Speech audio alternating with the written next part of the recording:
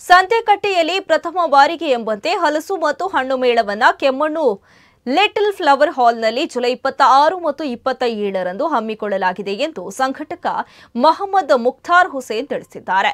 ಉಡುಪಿಯಲ್ಲಿಂದು ನಡೆದ ಸುದ್ದಿಗೋಷ್ಠಿಯಲ್ಲಿ ಮಾತನಾಡಿದ ಅವರು, ಮೇಳದಲ್ಲಿ ಮುಖ್ಯವಾಗಿ ಆಂಧ್ರದಿಂದ ತರಿಸಲಾದ ಏಕಾದಶಿ, ರುದ್ರಾಕ್ಷಿ, ಕೇಸರ್, ಚಂದ್ರ ಹಲಸು ವಿಶೇಷವಾಗಿದೆ.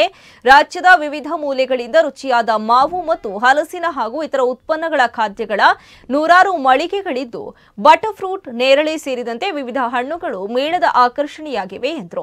ಕಾರ್ಯಕ್ರಮವನ್ನು ಜುಲೈ 26ರಂದು ಬೆಳಗ್ಗೆ 11 ಗಂಟೆಗೆ ಮೇಳವನ್ನ ಕೆಮ್ಮಣ್ಣು ಚರ್ಚಿನ ಧರ್ಮಗುರು ಉದ್ಘಾಟಿಸಲಿದ್ದಾರೆ.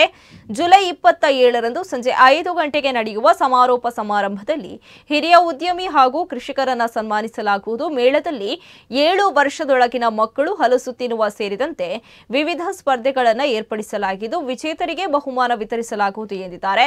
ಇನ್ನು ಈ ಸುದ್ದಿಗೋಷ್ಠಿಯಲ್ಲಿ ಸಂಘಟಕರಾದ ನಿಜಾಮುದ್ದೀನ್ ನಶೆ, ಮೊಹಮ್ಮದ್ ಯಾಸೀನ್, ಗಫೂರ್, ಮಾಶೂಕ್ ಉಪಸ್ಥಿತರಿದ್ದರು. ಪ್ರಥಮ ಬಾರಿಗೆ ಸಂತೆಕಟ್ಟೆ ಕೆಮ್ಮಣ್ಣಲ್ಲಿ ಹಲಸು ಮೇಳ ಮಾಡ್ತಿದ್ದೇವೆ.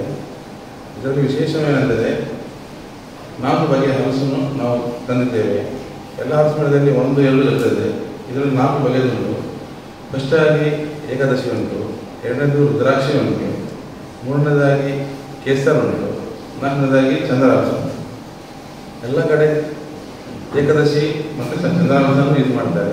ನಾವಿಲ್ಲಿ 4 ಇಟ್ಟಿದ್ದೇವೆ. ಅಷ್ಟೇ, ತುಂಬ ಕಡಿಮೆ ದರದಲ್ಲಿ ನಾವು ಮಾಡ್ತೇವೆ. ಅಂದರೆ 50% ಡಿಸ್ಕೌಂಟ್ ಅಲ್ಲಿ. ಮತ್ತು ಹಲಸಿನ ಟೇಸ್ಟ್ ತುಂಬ ಒಳ್ಳೆಯದುಂಟು.